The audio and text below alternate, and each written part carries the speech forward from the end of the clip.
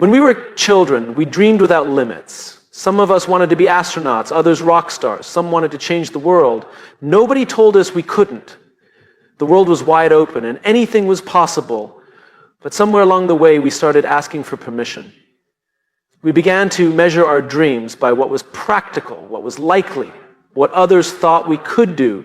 And slowly, quietly, many of us stopped dreaming altogether. Not because the dream disappeared, but because we stopped believing it was our job to protect it. But here's the truth that many never say out loud. Your dream is your responsibility. No one else can see what you see. No one else feels what you feel when you imagine it. And no one, not your parents, not your friends, not your mentor, will fight for it like you can. Because they can't. It wasn't given to them. It was given to you. We all have this quiet whisper inside, that little voice that says, maybe this could work. Maybe I could do something different. Maybe there's more. And every time we ignore it, it gets a little quieter. But it never goes away. Because that voice is the compass pointing to your dream. Not a fantasy, not a daydream, but the thing you're here to build. And the longer we wait for someone else to notice it, validate it, or fight for it, we're wasting the only time we've got to make it real. I've seen people with incredible vision wait decades to start because they were waiting for someone to tell them it was okay. I'm not sure I'm ready. Maybe next year. What if I fail? They're not bad questions, they're human questions, but underneath them is usually a deeper belief. That someone else should go first, that someone else should clear the way, that someone else, someone more powerful, more experienced, more connected should make the dream safer. But that's not how dreams work. Dreams are not lottery tickets, they're assignments. They're heavy, personal, and sometimes incredibly lonely. Not because no one cares, but because only you know what it's supposed to become. And that makes it yours, entirely yours. There's a story I love about a young entrepreneur who spent years waiting for the perfect moment to launch her business. She had the concept, she had the passion, but she kept telling herself, once I get an investor, then I'll go all in. Once someone backs me, then I'll commit. She was looking for permission, for outside belief, but it never came. What changed everything wasn't an investor or a breakthrough or a TED Talk. It was a morning when she looked in the mirror and said, no one's coming. This is mine. And from that point forward, everything shifted. She didn't wait for certainty, she created momentum. And that's what responsibility looks like. Not perfection, not a clear path, just a decision to carry your dream like it matters. Because it does. There is a dangerous myth that we need validation before we can start. That people must cheer for us before we take a step. That we need a team before we take the first swing. And while support is powerful and community is essential, your dream doesn't begin with applause. It begins in the quiet, often scary moment when you realize that no one's coming to rescue it but you. And once you realize that, something liberating happens. You stop waiting and you start building. Carrying your dream means showing up on days when no one notices. It means doing the work even when it feels like nobody cares. It means sacrificing comfort for progress, ego for growth. That's what taking responsibility really looks like. And ironically, the moment you stop needing others to believe in it is usually when they start to notice. People follow those who lead with belief, not those who wait for it. When we study the people who've changed industries, started movements, redefined what's possible, we rarely see people who were given permission. We see people who accepted responsibility, who said, I will go first, even if no one follows. And because they did, others found the courage to follow. That's the beautiful part. Your decision to fight for your dream doesn't just serve you, it gives others the courage to fight for theirs. But this all begins with a moment of ownership. The moment you stop saying, I wish someone would help, and start saying, this is mine to protect, that shift doesn't guarantee success, but it guarantees movement. And movement, however small, is always more powerful than hesitation. The world doesn't need more people waiting for the green light. It needs people who choose to walk toward their vision, even when the path isn't lit. Because here's the secret. The light doesn't come before you walk. It comes because you walked. So if you're sitting with a dream, a vision, an idea that won't leave you alone, stop waiting. Stop asking if you're good enough. Stop hoping someone else will champion it more than you. Instead, decide. Decide that it matters. Decide that you'll carry it. Decide that it's your responsibility, because it is. And the moment you do, you'll discover something powerful. You never needed permission.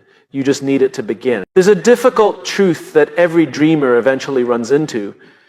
People won't understand your dream. Not in the beginning. Not when it's raw and fragile and incomplete. They'll smile politely. They'll nod. But most of the time, they won't really get it. And that's not because they're cruel or small-minded. It's because it's not theirs to understand yet.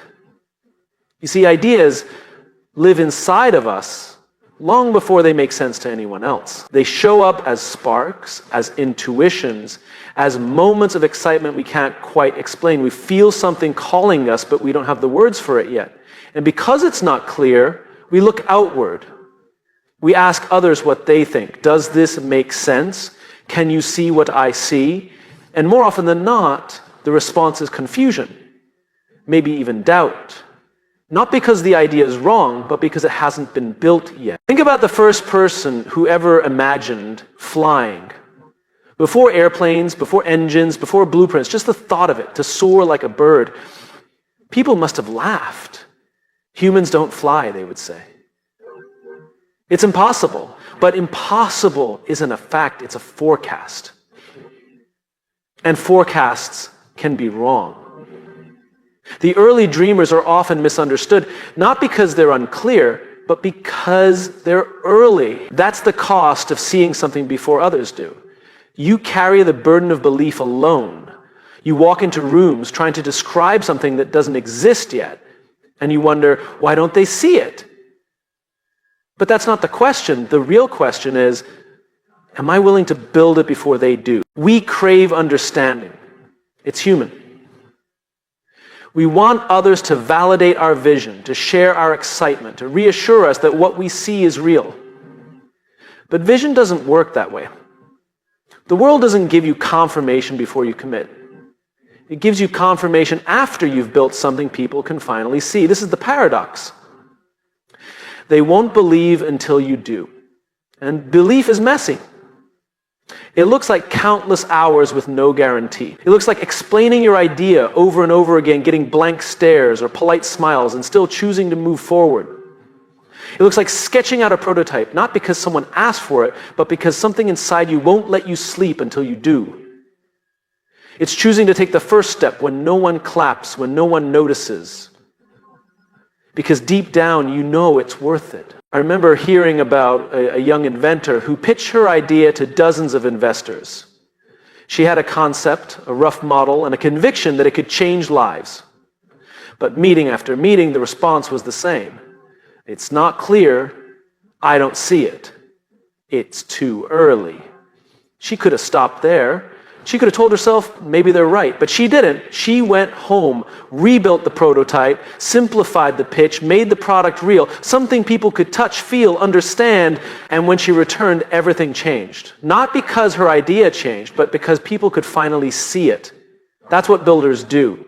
They don't wait to be understood. They build until understanding is inevitable. We live in a world obsessed with instant results and fast applause. But dreams aren't built in applause. They're built in obscurity. They grow in silence. And often, the early days feel like pushing a boulder uphill while everyone else walks by. But if you stop, the boulder doesn't move. If you wait for a crowd to join you, the dream stalls. You don't need the world's belief to begin. You just need your own. When people don't understand your dream, it can feel personal. But it's not. Most of the time, it's just unfamiliar. We fear what we don't recognize. That's human nature. But here's the beautiful part. Once you create something that works, even in its simplest form, people begin to lean in. They say, I didn't get it before, but now I do. That's not a moment of validation. It's a sign that you did your job. If you built something real enough for others to see, which you've known all along, you don't have to prove your dream to everyone. You're not here to win a popularity contest. You're here to build something meaningful, something that leaves a mark. And meaningful things rarely start with universal agreement. They often begin with questions, with resistance, even with ridicule. But the dreamers who push through that fog are the ones who shape the future. The mistake we make is thinking that belief from others is a prerequisite. It's not. It's a byproduct. And the moment you stop needing it is the moment you become truly free to build, because then you're no longer building for applause, you're building for purpose. Every world-changing idea was once just a sentence that someone had to say out loud for the first time. Every business, every movement, every innovation, it all started with one person brave enough to speak before the room was ready to listen. And that's who you are if you choose to be. The one who speaks, the one who builds, the one who goes first. So if you're carrying a vision that no one seems to get, don't let that stop you. Let it focus you. Let it sharpen your resolve. Because one day, the same people who doubted you may be the ones telling your story. Not because they believed early, but because you gave them something to believe in. And that's the power of building. They won't understand it until you do it. They won't see it until you show them. So go, build it, shape it, give it form. And when they finally say, now I see, you'll know you didn't need their belief to begin. You only needed your own. We all want to feel safe. That's normal. It's natural to want to avoid risk, to stay where things are predictable, familiar, and manageable. Comfort is warm. It feels like home. It protects us from failure, embarrassment, and the unknown. But comfort also has a shadow side, because while it may protect us from fear, it also keeps us from greatness. And more often than not, comfort is where dreams go to die. Not with a loud crash, but with a quiet fade. Vision doesn't live in comfort. It never has. The very nature of a vision, a true, meaningful, world-changing vision, is that it exists just outside the boundaries of what we know, of what we've done, of what we believe is safe. And the only way to reach it is to leave the comfort zone behind, to trade certainty for possibility. That sounds poetic, but in practice, it's hard, really hard, because stepping into your vision means you're willing to walk away from something good in pursuit of something better. It means you risk being misunderstood, laughed at, doubted, or even ignored. But that's what it takes. Not because the world is cruel, but because growth doesn't happen on the couch. You don't grow because you read about discomfort. You grow because you face it. You choose it. Vision demands sacrifice, not because you're being punished, but because what you want is worth more than what you have now. And to reach it, you have to stretch yourself beyond the limits of where you're comfortable.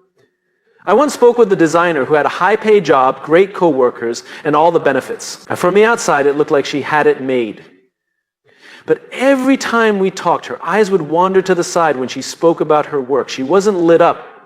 She wasn't on fire. She was comfortable, but she wasn't alive. For years, she had dreamed of starting her own design studio. She had the skill, she had the drive, but every time she got close, she'd back off. What if I lose my income? What if no one hires me? What if I fail? Those were the questions that held her back, and so she stayed in comfort. Not because she lacked ability, but because fear disguised itself as logic. That's what comfort does. It makes fear feel reasonable. It tells you, don't risk this. Don't give up what you have. Be realistic. And while there's wisdom in being strategic, there's danger in being stuck. Because every time you choose comfort over calling it, you train yourself to settle. You start telling yourself stories like, maybe I didn't really want that. Or maybe this is good enough. But deep down, you know the vision hasn't left. It's still knocking. And the only way to answer is to move, not blindly, not recklessly, but courageously. The people who change the world are not the ones who seek comfort. They're the ones who trade comfort for contribution. They're the ones who say, yes, this is hard. Yes, I might fail, but the vision is worth more than the risk. And what's ironic is that comfort rarely stays comfortable for long. The longer you ignore your calling, the heavier it gets. The more you avoid the leap, the louder the what if becomes. And suddenly, the comfort you once craved starts to feel like a cage. Visionaries live in that tension. They feel it every day. The pull between comfort and conviction. And the ones who rise are the ones who make peace with discomfort. Not because they enjoy pain, but because they understand its purpose. Discomfort is not the enemy. It's the signal that you're growing. It's the evidence that you're stretching. It's the price of alignment between who you are and who you're becoming. I remember a friend who left a stable career in finance to start a nonprofit. People thought he was crazy. He walked away from 6 figures to make almost nothing in the beginning, but he believed in what he was building. He could see it even when no one else could. The early years were brutal, long hours, no guarantees, constant rejection. But now, a decade later, his organization has impacted thousands. And when people ask him how he did it, he says something simple. I got comfortable being uncomfortable. That's what separates the dreamers from the doers. The doers don't wait for comfort. They move despite the lack of it. They don't need all the answers. They just need a reason. And the vision gives them that reason, that North Star, that unshakable why that keeps them moving when it would be easier to stop. You see, comfort is temporary. But regret, that lingers. When you look back at your life, you will remember how safe you played it. You'll remember the moments when you chose to leap, when you dared to believe, when you did something that scared you because it mattered. That's what vision demands. Not recklessness, but boldness. Not perfection, but persistence. And so the question becomes, are you willing to be uncomfortable for something you believe in? Are you willing to risk awkward conversations, uncertain paths, maybe even temporary failure for the chance to build something that lasts? Because that's the deal. That's the trade. Vision gives you meaning, but it asks you to move through fear. If you're waiting for the right moment, the perfect plan, the guarantee, it won't come. Not because the world is against you, but because vision is earned through action. And action almost always begins in discomfort. So if you're feeling stretched right now, unsure, maybe even scared, good. That means you're getting close. That means you're stepping into something bigger. That means you're alive, and that's exactly where you're meant to be. Most people are waiting. Waiting for the right moment, waiting for permission, waiting for certainty. And while they wait, life moves on. Ideas stay ideas. Potential stays potential. The world doesn't slow down for hesitation. It moves forward with or without you. But if you look closely at the people who shape the world, the ones who truly leave a mark, they all have something in common. They moved first. Not because they had it all figured out, but because they were brave enough to begin. Bravery is not the absence of fear. It's the willingness to act in spite of it. It's choosing to move when standing still would be easier. It's deciding to speak when silence would be safer.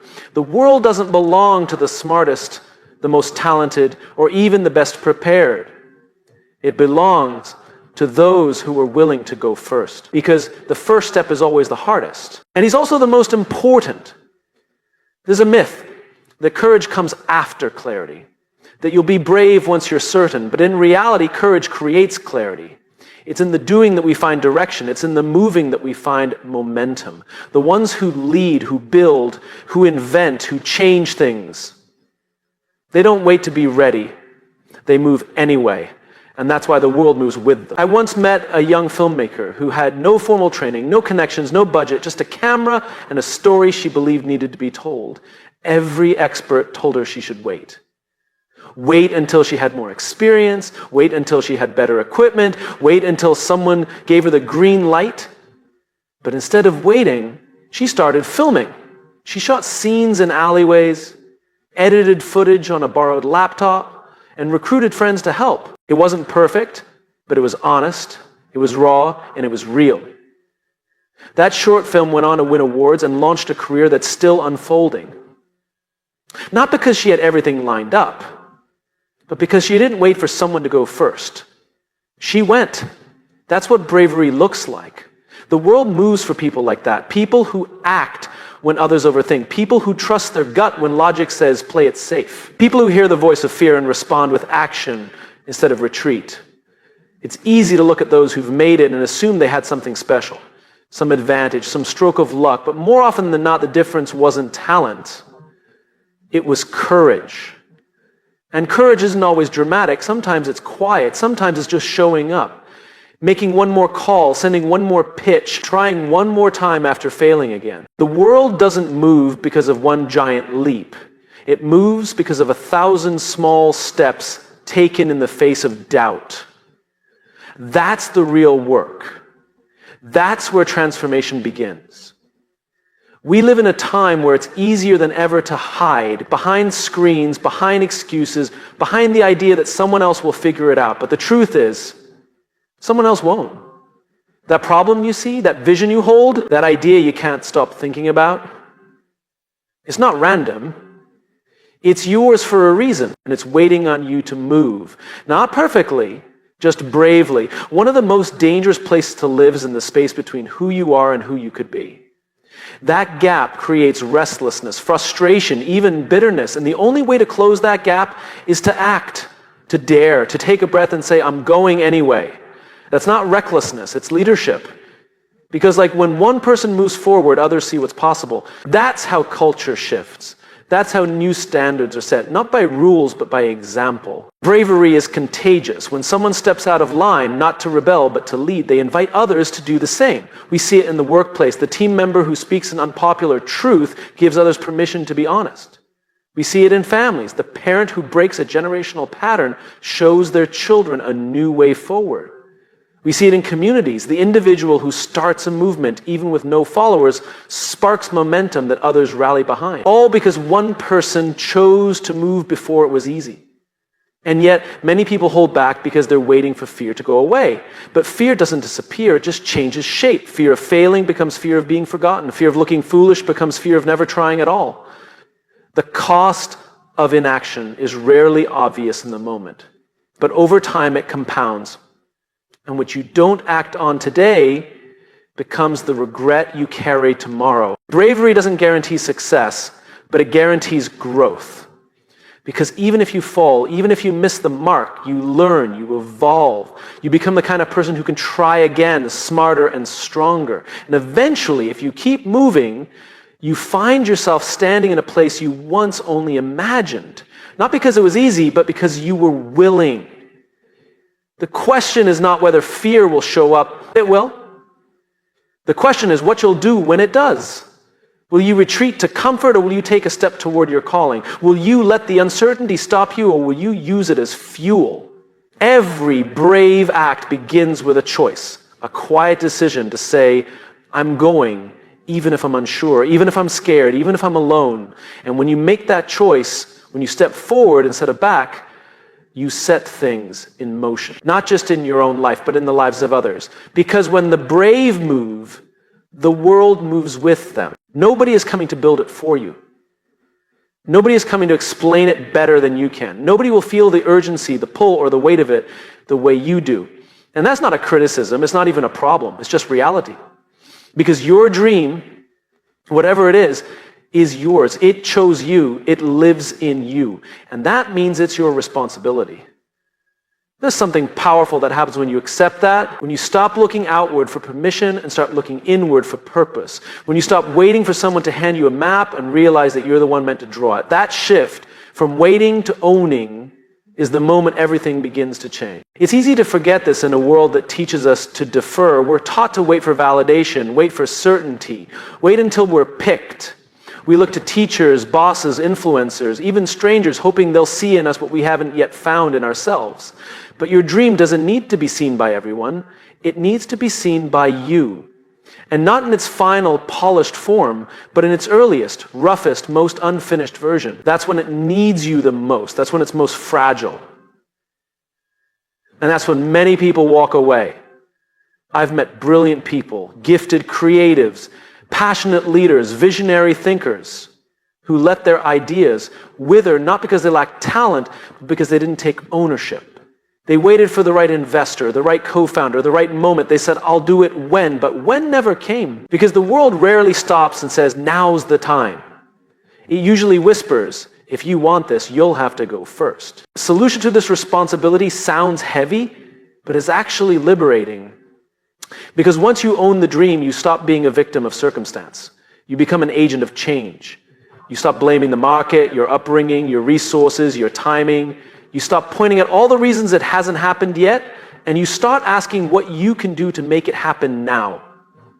That doesn't mean you have to do it alone, but it does mean you have to lead. Others can support you, they can cheer you on, collaborate, fund, amplify, but only after you've done the first work, the soul work, the choosing, the deciding. That's yours. No one else can feel the fire the way you do. No one else lies awake at night thinking about it. That obsession, that passion, that vision, that's your clue. That's your responsibility. Some people hear the word responsibility and they think burden. But that's not what this is. Responsibility is privilege. It means you get to steward something important. It means something in this world is better because you chose to carry it forward.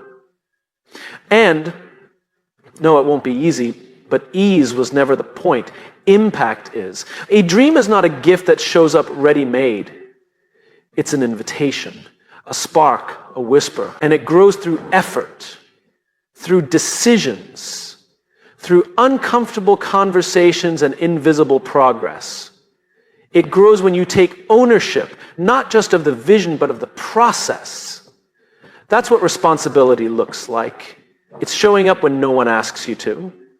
It's building when there's no applause. It's choosing to believe in the long game when the short term feels unrewarding. There was a young man I once mentored who wanted to launch a platform for underrepresented writers. He was deeply passionate about storytelling, especially stories that often went unheard. But he kept saying, if I just had a partner, if I just had funding, if someone big would just believe in me. I looked him in the eye and said, you're the one who needs to believe in you. The rest will follow. I told him to start where he was, publish one story, build the first page, act like it matters even if no one's watching. A year later, he wasn't just running a platform, he was employing other writers. He stopped waiting for someone to do it with him and started building it for them. That's what happens when you take responsibility. And sometimes that responsibility means holding the vision through the drought, through the seasons where nothing seems to be working, through rejection, confusion, and fatigue. It means refusing to hand it off, even when it would be easier to let someone else carry the load. Because no one else will care as deeply. No one else will fight as hard. That doesn't make others bad. It just makes your role essential. You don't owe the world a perfect dream. You owe it a real one. One that's pursued with integrity, with persistence, with care. You know it your full self, not just the polished version you share on good days, but the raw, resilient, scrappy version that shows up when it's hard. That's what responsibility looks like.